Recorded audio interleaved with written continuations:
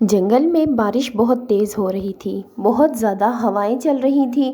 सारे पंछी अपने अपने घरों में छुप के बैठे हुए थे। लेकिन यहाँ पर एक मसला हो गया था। बेचारी टूनी चिड़िया अपनी बेटी सुनहरी के साथ अपने घर में थी।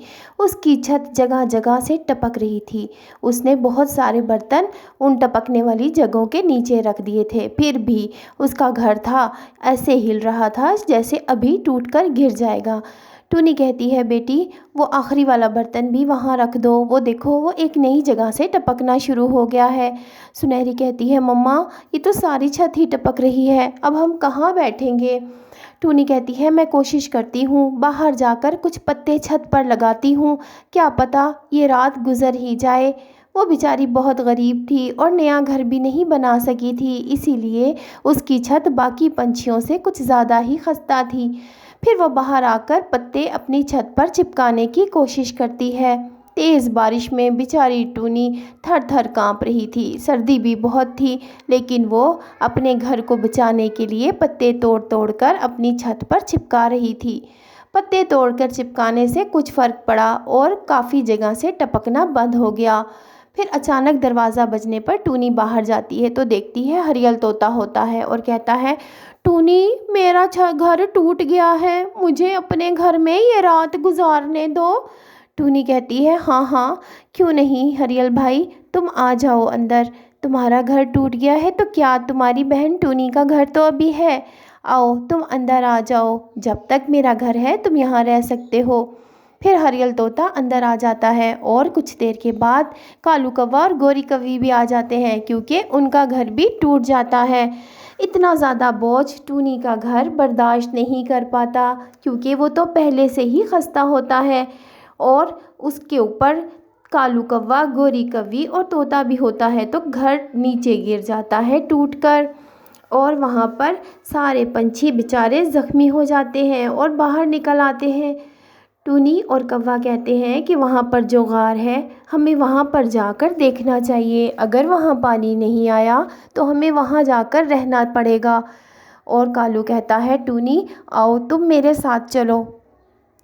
टूनी कहती है, ठीक है कालू भैया, बाकी लोग यहीं पर किसी महफूज जगह पर रुक जाएं और मेरी बेटी सुनहरी का भी ख्याल रखें। गोरी कहती है, हाँ हाँ तुम जाओ, मैं तुम्हारी बेटी का ख्याल रखूँगी, तुम आराम से देखो जाकर।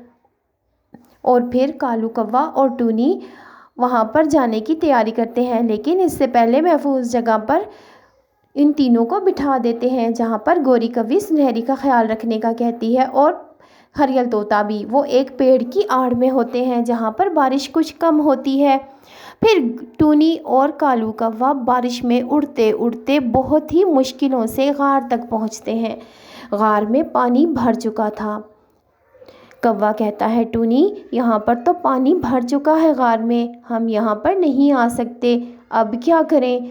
टूनी कहती है, कालू भैया बारिश रुकने का नाम नहीं ले रही, मेरे जहन में एक आइडिया है, क्यों ना हम किसान की बीवी से मदद मांगे, वो बहुत अच्छी है, हमारी मदद ज़रूर करेगी, उसे जाकर सारी बात बताते हैं। कालू मान जाता है और फिर टूनी और कालू उड़ते हैं। बारिश में उड़ते उड़ते वो किसान की बीवी के घर पहुंचते हैं और जाकर सारी बात बताते हैं। टूनी कहती है, माँ जी इस बारिश में आप ही हमारा सहारा हैं, आप बताएं हम क्या करें, हम बेआसरा हैं।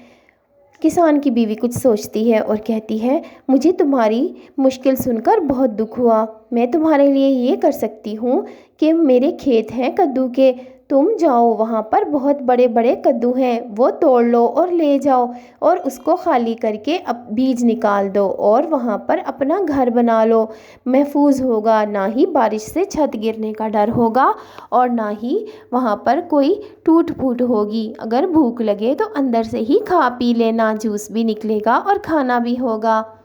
टूनी और कालू को ये आइडिया बहुत अच्छा लगता है। टूनी कहती है, माँ जी आपने तो सारी परेशानी ही हल कर दी, अगर आपकी इजाज़त है तो वाकई हम ले लें वो कद्दू। और वो कहती है, हाँ जाओ ले लो। फिर कालू और कौवा सख्त बारिश में बड़े बड़े कद्दू तोड़ते हैं और बहुत मुश्किलों से वो कद्दू उठाकर अपने साथ लेकर उड़ते हैं। बारिश में उड़ना तो वैसे ही मुश्किल था, उस पर भारी कद्दू भी। किसी ना किसी तरह वो वहाँ पहुँच ही जाते हैं। फिर हरियल तोता अपनी तेज़ चोंच से उसमें सुराख करके बीज निकाल देता है और फिर सारे पंछी उस कद्दू के घरों के अंदर चले जाते हैं। चिड़िया और उसकी बेटी सुनहरी बहुत खुश थी। अंदर आकर, अंदर गर्मी भी थी, बाहर बारिश हो रही थी, लेकिन वो अंदर महफूज थे। सुनहरी कहती है, मम्मा ये घर कितना अच्छा है, बारिश में भी महफूज, और भूख लगे तो खा भी लो तोड़ कर। और फिर वो दोनों माँ बेटियाँ हंसने लगती हैं। कहानी अच्छी लगी तो लाइक करना और चैनल को सब्सक्राइब करना मत भूला करो, क्योंकि इससे हमें खुशी होती है। आप सब्सक्राइब नहीं करते, हमें दुख होता है। इतनी मेहनत से आप लोगों के लिए वीडियो बनाते हैं, बस आप देखकर ऐसे ही चले जाते हो। अरे भाई, लाइक भी किया करो और चैनल को सब्सक्राइब भी किया करो, तभी तो हमारी मेहनत वसूल होगी। आप देखो छोटी चिड़िया कितनी खुश है।